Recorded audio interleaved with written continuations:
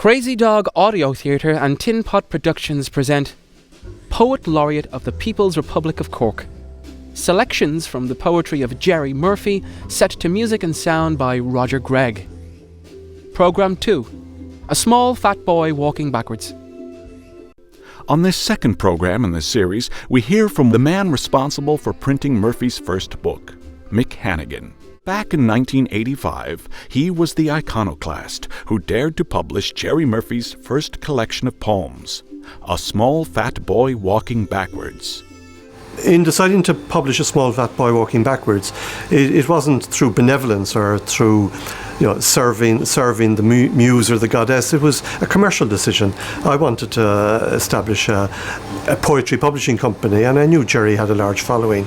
And sure enough, on the night of the launch, we sold so many copies that we paid 50% of the printing bills, and the entire print run sold out. Small Fat Boy Walking Backwards.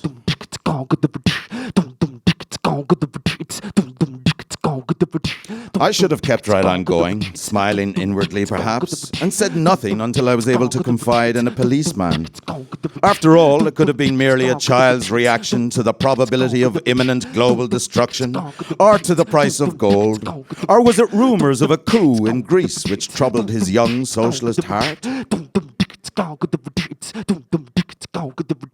Anyway, I couldn't resist inquiring why he chose such an unorthodox mode of conveyance with such grim determination. He told me to fuck off.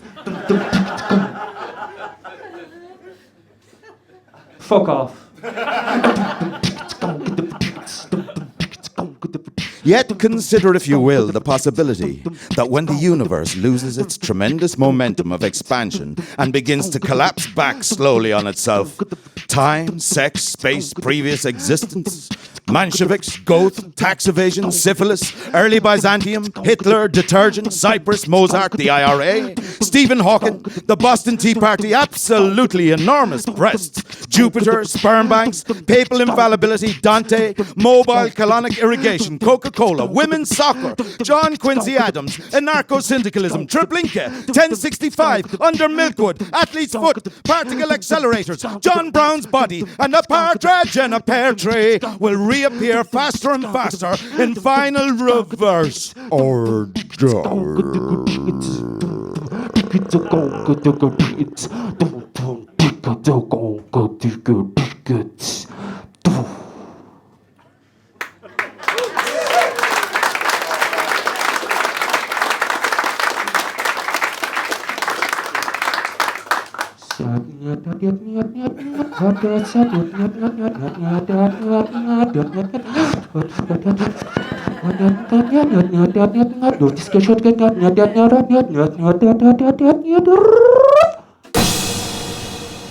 When A Small Fat Boy was published, it quickly sold out, and I remember meeting a gentleman in Dublin who cheerfully informed me that he'd photocopied 26 copies to give to his friends as Christmas presents, and I tried to point out to him the realities of copyright law, but his response was that Irish one. He offered to buy me a drink, which of course I accepted, but it seemed to be an interesting Irish way of coping with, sure, here's a pint.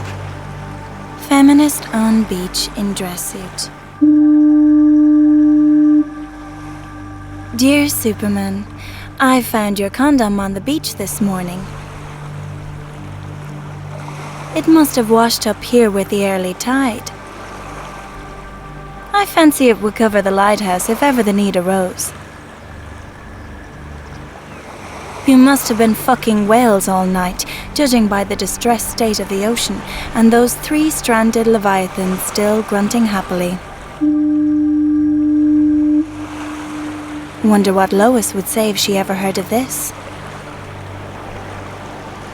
Gerry has a strange approach to marketing. I mean, for example, he would perform a type of inverse shoplifting. He would take some copies of the book, go into Eason's and surreptitiously place them on the shelves to create havoc, of course, with their stock control system when the person bought it and the barcode wouldn't scan or some such. Gerry! Gerry! Gerry, hello! Gerry!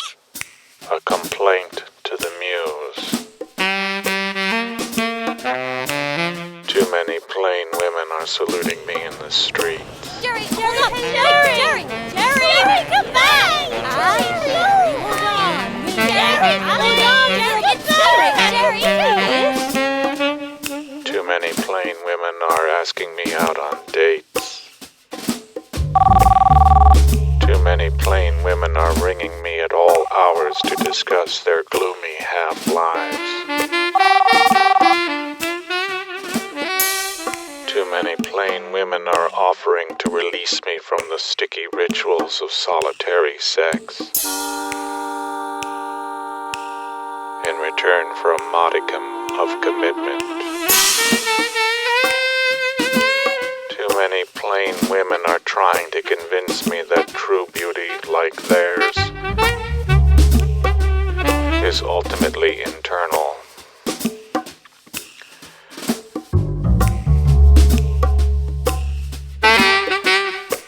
I wish they would stop. They're playing hell with my aesthetic. Gerry? Hi. You don't remember me, okay. Sorry. Bye.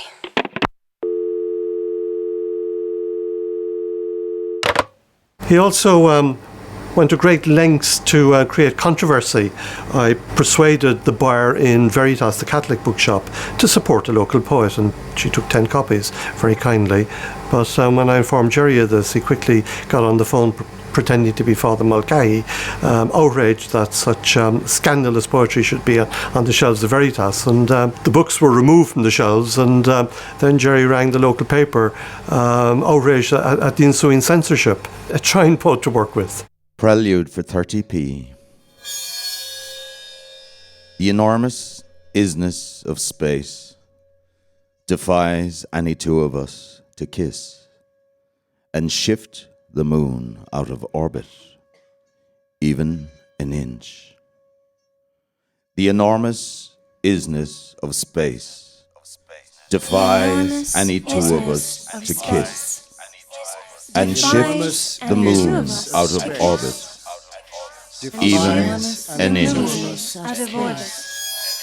The enormous isness of space defies any two of us to kiss and shift the moon out of orbit, even an inch. Gerry continues to be published, and I think as time goes on and as Gerry eases into old age, I think he will become quite a venerable figure. There's a certain throwaway, flippant quality to some of his poems, but as he ages, I think we will see Gerry taking himself and his poems a bit more seriously, and I think he will assume the quality of a venerable haiku master. After Gotha, all 9 of them, the muses of course, used to visit me.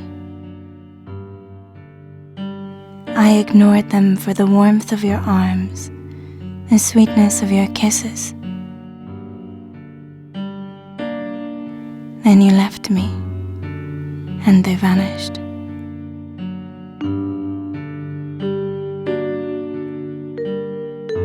I looked about for a knife or a rope, anything lethal and to hand. But I was saved by boredom. Boredom. Mother of the Muses. He is certainly apart and was apart from his peers. It's not brooding, introspective poetry. It's not bedsit poetry. Gerry's much, his poetry is very much for the world. He projects a strange and bizarre world out there that, of course, because of it's underpinned by a strange reality that we connect with, and we say, yeah, he's onto something. Also, his love poetry is unashamedly carnal, lubricious even. And she was beautiful. And she was ferociously intelligent.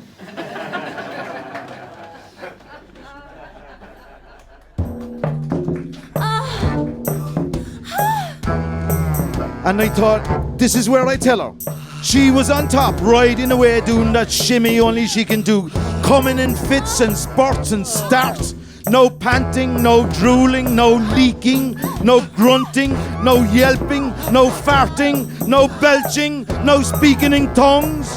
Happily unburdening herself in a fluid litany of profanities, covering the entire patriarchal spectrum from oppression through objectification to condescension, while I had already lost all purchase on this level and begun operating tentatively on the next one up. You know, that tantric stuff. And I was about to say, I love you, I love you, I love you, all together just like that. It had been 2 months since we'd been seeing each other and we were going at it hammer and tongs in our old bed. Not the Spartan caught her mother aside me with her, don't even think of it look. It's not as if I was ever reluctant to spew that perilous incantation and the flowers fucking wandering, fucking lowly, fucking cloudy, fucking floating, fucking flowers. So I thought if I say it now, she might remember when she's been interviewed in her dotage on Where Is He Now and Who Was He Anyway? And it was Christmas. I mean, jingle bells. Just unleash those 3 tinselled words. They will land upright, well-dressed, house-trained and plausible on the welcoming porch of the ear and finally convince her of your undying devotion.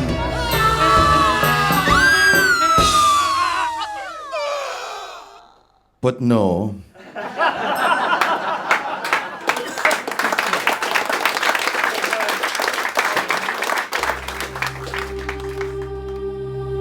In one breath, not that you would notice, but every time you pass up the corridor, Lenin statue levitates slightly to get a better view of the remarkable ease with which you fill curved space.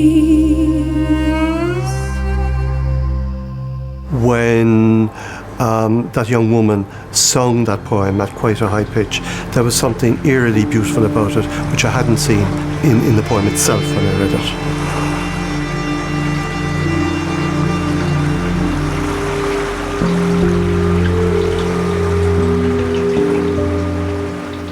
Rain.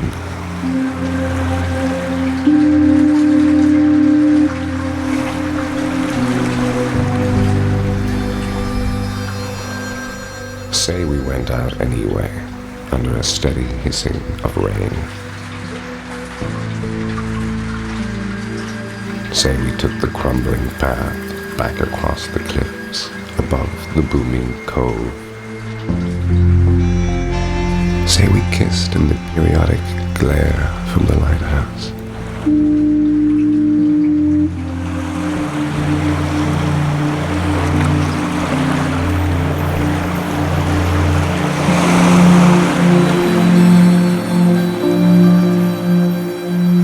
Say we climbed the 97 steps to the top of the tower, undressing as we climbed, and tumbled wet and breathless onto your welcoming bed.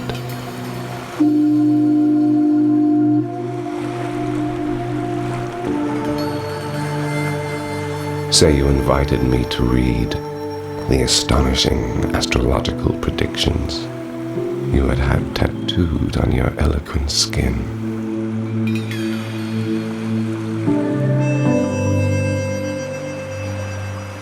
Say I am reading still.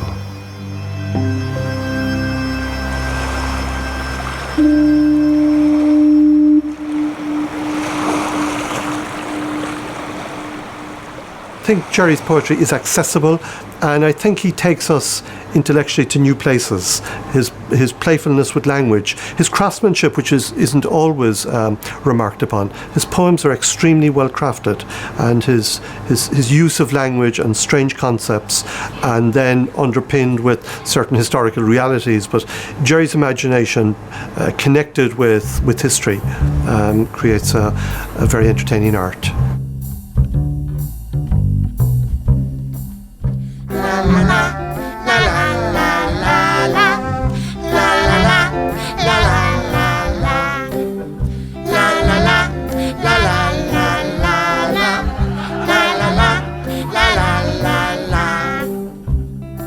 Bedtime story. Now, children, let's all get snug underneath the duvet and listen to Comrade Tech of the Khmer Rouge.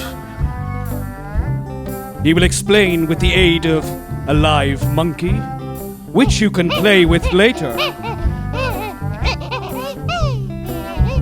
how he used to kill those nasty Lon Nol soldiers. Watch carefully as he takes a very sharp knife and slits open the belly of the monkey.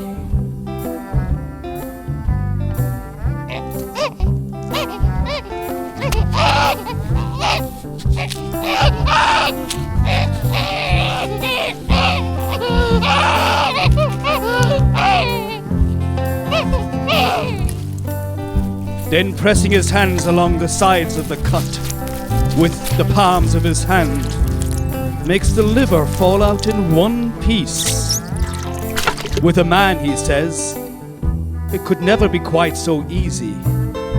More often than not, he would have to use his foot to apply pressure to the wound. Otherwise, the liver hardly ever came out completely.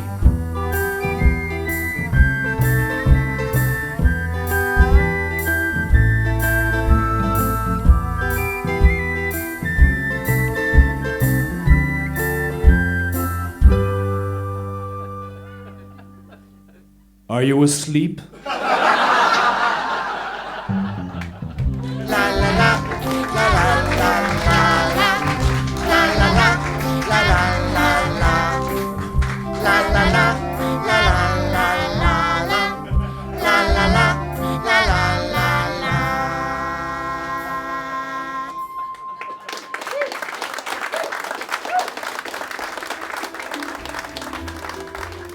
You have been listening to Programme 2 of a 5-part series presenting the Poet Laureate of the People's Republic of Cork, the poetry of Gerry Murphy set to music and sound by Roger Gregg.